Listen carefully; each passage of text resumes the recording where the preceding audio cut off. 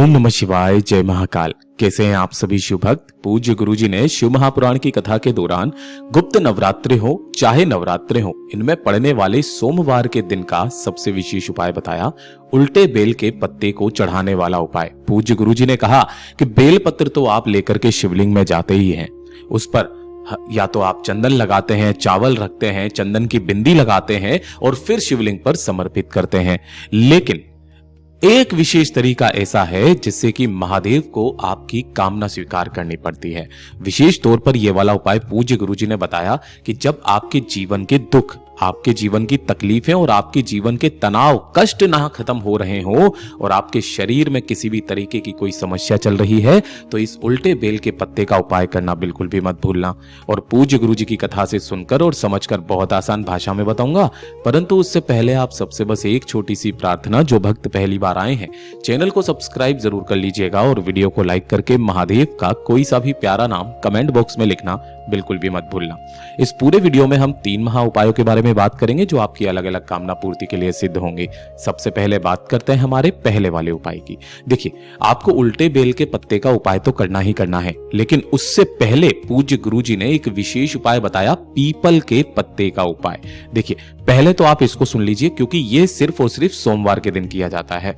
गुरुदेव ने कहा कि अगर आपके परिवार में कोई भी सदस्य ऐसा है जिसके शरीर में कोई पुराना रोग है, कोई पुरानी बीमारी है, या फिर किसी इसी तरीके का रोग है कि उसकी नसों ने कार्य करना बंद कर दिया है, या फिर आपकी नसों से संबंधित किसी भी तरीके का कोई रोग है, जैसे कि नसें चढ़ जाती है या फिर नसें टेढ़ी मेढ़ी सी हो जाती है ना, काफी सारे लोगों के साथ में नसों का रोग हो जाता है। वेरिकोस वेन टाइप का भी एक रोग होता है, ठीक है ना, जिसमें नसों से संबंधित जितने भी तरीके की समस्याएं हो, मांसपेशियों से संबंधित जितनी भी तरीके की समस्याएं हो, उसका ये सबसे अचूक उपाय है। आप दवाइयां गोलियां खा रहे हो, पूज्य गुरुजी ने कहा खाओ, लेकिन वो दवाइयां गोलियां 100 गुना असर करती है जब आप इस वाले उपाय को करते हैं। पूज्य गुरुजी ने यहां तक कहा शरीर में किसी तरीके की कोई गठान हो जाए तब भी आप इस उपाय को कर सकते हैं, लेकिन इस उपाय को कर जरूर लीजिएगा सोमवार के दिन। गुरुदेव ने कहा आपको एक पीपल का पत्ता चाहिए, छोटा सा, ज्यादा बड़ा नहीं, मतलब टूटा फूटा नहीं होना चाहिए। एक पीपल का पत्ता लेना, बिल्कुल कोमल सा जो हो, है ना, ऐसा सूखा सा मत लेना, बिल्कुल कोमल सा जो हो, वो एकदम नया पीपल का पत्ता, इस चीज का ध्यान रखना। और 1 लोटा शुद्ध जल अपने घर का लेना है, तांबे के कलश में, ठीक है। इन दोनों को लेकर के भोलेनाथ के मंदिर में जाना है, शिवलिंग के पास में। पूज्य गुरुजी ने कहा जो शिवलिंग पर जैसे ही आप पहुंचोगे, शिवलिंग के पीछे की तरफ में आसन लगा करके बैठना है, उत्तर दिशा की तरफ में मुख करके। जैसे आप पूजा पाठ अर्चना हमेशा करते हुए आए हो, बिल्कुल उसी तरीके से करना है। सबसे पहले जैसे ही आप पूजा अर्चना कर लोगे ना, उसके पश्चात जो पीपल का पत्ता है, उस पीपल के पत्ते को शिव की शिवलिंग पर शीर्ष पर इस तरीके से रखना। किन के नाम से रखोगे? काशी विश्वनाथ के नाम से, है ना, नाम जरूर ध्यान दीजिएगा। काशी विश्वनाथ महादेव के नाम से समर्पित कर देना और समर्पित करके 1 लोटा शुद्ध जल जो लिया है आपने, उस बीमार व्यक्ति की सारी समस्याओं को खत्म करने की कामना करके इसी पीपल के पत्ते के ऊपर काशी विश्वनाथ महादेव के नाम से समर्पित कर देना। अब ध्यान से सुनना, जो भी जल जलाधारी से बहकर नीचे की तरफ आएगा ना, आपको उस जलाधारी के जल को रोकना है, जितना रोक सको उतना जल को रोकना है। इस जल को रोकने के पश्चात बाबा से निवेदन कामना करना, और जो ये पीपल का पत्ता आपने यहाँ पर समर्पित किया था, इसे उठा करके भी इसी वाले जल के कलश के अंदर ही डाल लेना और इसे लेकर के अपने घर पर चले आ जाना। पूज्य गुरुजी ने कहा कि ये जो जल आप लेकर के आए हो, इस जल को पीपल के पत्ते में ही भर के उस बीमार व्यक्ति को दिन में 3 बार पिलाना स्टार्ट कर दो। महाराज केवल सोमवार के दिन करो। इस बार कर लिया, फिर अगले सोमवार के दिन करना, अगले सोमवार के दिन करना, 5 सोमवार खत्म होने दो, उस व्यक्ति के स्वास्थ्य में सुधार आने लगेगा, वही दवाइयां उनके 100 गुना असर करने लगेगी। पूज्य गुरुजी का बहुत अद्भुत और अचूक उपाय है, जरूर कीजिएगा। और ये दूसरे नंबर का वो उपाय है जो आपको उल्टे बेल का पत्र का उपाय करना होता है, उल्टा बेल पत्र। अब इसका क्या उपाय है, ध्यान से सुनना। ये वाला विशेष तौर पर पूज्य गुरुजी ने बताया कि जब आपके जीवन के दुख, आपके जीवन की तकलीफें, एक के बाद एक दुख, एक के बाद एक तकलीफ है, कौन सी दुख, कौन सी तकलीफ है, आपके कार्य नहीं बन रहे हो, इसकी वजह से आपकी भागादौड़ी बहुत ज्यादा हो रही है, व्यापार, दुकान, फैक्ट्री खोली हुई है, नहीं अच्छे से चल रही है, जिसकी वजह से आपके जीवन में तनाव बना हुआ है। घर में किसी तरीके का कोई लड़ाई झगड़ा क्लेश मचा हुआ है, जिसकी वजह से आपका जीवन में जितनी भी शांति है ना वो भंग हो चुकी है।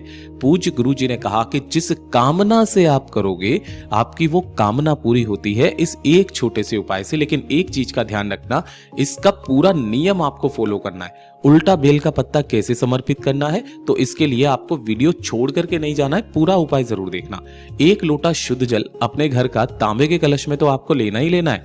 इसी के साथ 1 बेलपत्र आपको चाहिए मात्र, जो कहीं से भी खंडित कटा फेटा ना हो। हम तो हमारे घर में जो बेलपत्र का पेड़ है उसी पे से निकाल लेते हैं, बिल्कुल कोमल सी बेलपत्र। और सबके घरों में एक बेलपत्र का पौधा, एक शमी का पौधा और एक आंवले का पौधा होना ही चाहिए। सावन आने से पहले पहले आप ये सारे के सारे पौधे अपने घर में जरूर लगा लें, क्योंकि इन सभी के बहुत ही अचूक उपाय होते हैं जो कि आपको इन सावन के महीने में करने होते हैं। शिव भक्तों की सारी मनोकामनाएं सावन के महीने में पूरी जरूर हो जाती है। इन सभी को लेकर के भोलेनाथ के मंदिर में जाना है, शिवलिंग के पास में। यहां पर पहुंच करके शिवलिंग के पीछे की तरफ में खड़े होकर, ध्यान रखना यहां पर आपको बैठना नहीं है, खड़े होना है। खड़े होकर के आपको करना क्या है, जो आपने एक बेलपत्र का पत्ता लिया है ना, उस बेलपत्र के पत्ते को माता अशोक सुंदरी के स्थान पर आपको ऐसे समर्पित करना है कि डंडी रहे जलाधारी की तरफ, बीच वाला पत्ती का भाग रहेगा महादेव की शिवलिंग की तरफ में। अपनी कामना कहते हुए अपना नाम और गोत्र बोल करके समर्पित कर देना। उसके पश्चात जो आपने 1 लोटा शुद्ध जल लिया है, उस 1 लोटे शुद्ध जल को भोले बाबा की शिवलिंग पर नहीं, आपके जो दोनों हाथ है ना उन्हें इस तरीके से आगे की तरफ में निकालना, इस कलश को इस तरीके से पकड़ना और इस कलश में से जल, ये जो जलाधारी पर माता अशोक सुंदरी के स्थान पर आपने बेलपत्र समर्पित किया था ना, इसी बेलपत्र पर आपको जल समर्पित करते हुए इस कलश को पीछे की तरफ में बढ़ाना, ऐसे ऐसे करके, ठीक है ना। इस तरीके से पीछे की तरफ में बढ़ाते बढ़ाते लेकर के आओगे, अंत में कहां तक, भगवान भोलेनाथ की शिवलिंग तक। किस तरीके से करना है ध्यान से समझना। माता अशोक सुंदरी के स्थान से लेकर के भगवान भोलेनाथ की शिवलिंग तक जल की धारा आपको लगा देनी है। श्री शिवाय नमस्तुभ्यम मंत्र का स्मरण करते रहना। जैसे ही आपका संपूर्ण जल समर्पित हो जाए, उसके पश्चात जो आपने माता रानी अशोक सुंदरी मैया के ऊपर जो आपने बेलपत्र समर्पित किया था, इसे उठाना और उठा करके इसे उल्टा कैसे समर्पित करना है कि हमेशा आप शिवलिंग पर समर्पित करते थे डंडी विपरीत दिशा में, बीच वाली पत्ती आपकी तरफ रहती थी, लेकिन इस बार डंडी रखना अपनी तरफ में, चिकना हिस्सा नीचे की तरफ और बीच वाली पत्ती आपसे विपरीत दिशा में।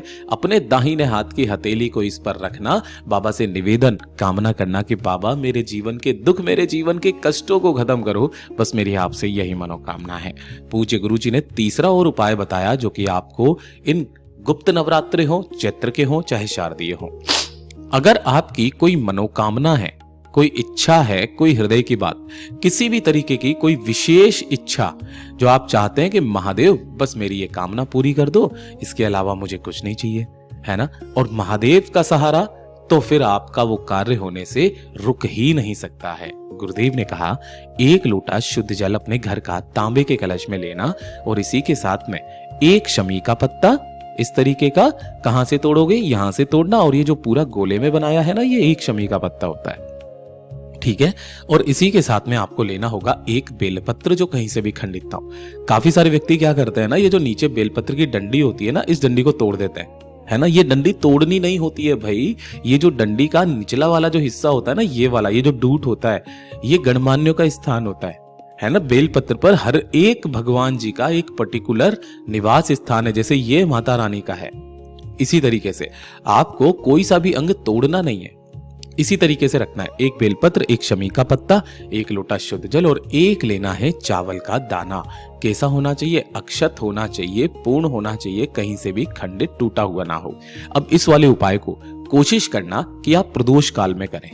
किस टाइम पर, प्रदोष काल में। वैसे तो गुरुदेव ने कहा सुबह से लेकर शाम तक कभी भी कर दो, लेकिन इसका जो विशेष समय बताया प्रदोष काल। प्रदोष काल कब होता है, जैसे ये सूर्य अस्त होता है ना, तो उससे 45 मिनट पहले और 45 मिनट बाद का जो समय होता है, ये प्रदोष काल का समय कहलाता है। इसी समय के अंतराल 1 दीपक को अपने घर के मंदिर में प्रज्वलित करना। ध्यान रखना, ये वाला जो 1 दीपक है ना गोल बाती का, प्रदोष काल के समय अपनी कामना कह करके पहले तो आपको क्या करना है, अपने घर के मंदिर में इसे प्रज्वलित कर देना है, जला देना है। और बाकी की जितनी भी चीजें हैं, एक चावल का दाना, बेलपत्र और शमी का पत्ता, शिव के मंदिर में जाना है नंगे पैर। ध्यान रखना, नंगे पैर का ये उपाय है जो मैंने आपको शायद पहले भी बताया था। चैत्र के नवरात्रों में जाना, शारदीय नवरात्रों में मैंने जरूर बताया था। इसे लेकर के भगवान भोलेनाथ के मंदिर में जाना है, शिवलिंग के पास। शिवलिंग के पीछे की तरफ बैठना है, जिससे आपका मुख उत्तर दिशा की तरफ में हो जाएगा। सबसे पहले आपने जो एक चावल का दाना लिया है, अपना नाम और गोत्र बोल करके भगवान भोलेनाथ की शिवलिंग पर समर्पित करना। इसी के ऊपर जो आपने एक बेलपत्र लिया है, अपनी कामना कह करके इस बेलपत्र को ऐसे समर्पित करना, डंडी जलाधारी की तरफ, बीच वाला पत्ती का भाग आपकी तरफ में रहे। और उसके पश्चात जो आपने एक शमी का पत्ता लिया है, उस जल के कलश के अंदर एक शमी का पत्ता अपनी कामना कह करके श्री शिवाय नमस्तुभ्यम मंत्र का स्मरण करते हुए इस संपूर्ण जल को शिवलिंग के ठीक ऊपर समर्पित कर देना है। समर्पित करने के पश्चात जो भी जल जलाधारी से बहकर नीचे की तरफ आए, उस जल को अपने दाहिने हाथ में रोकना है। दोनों नेनों पर अपनी कामना कहकर लगाकर अपने ऊपर छींट लेना है। अगले ही दिन से आपको इसका असर दिखाई देने लगेगा।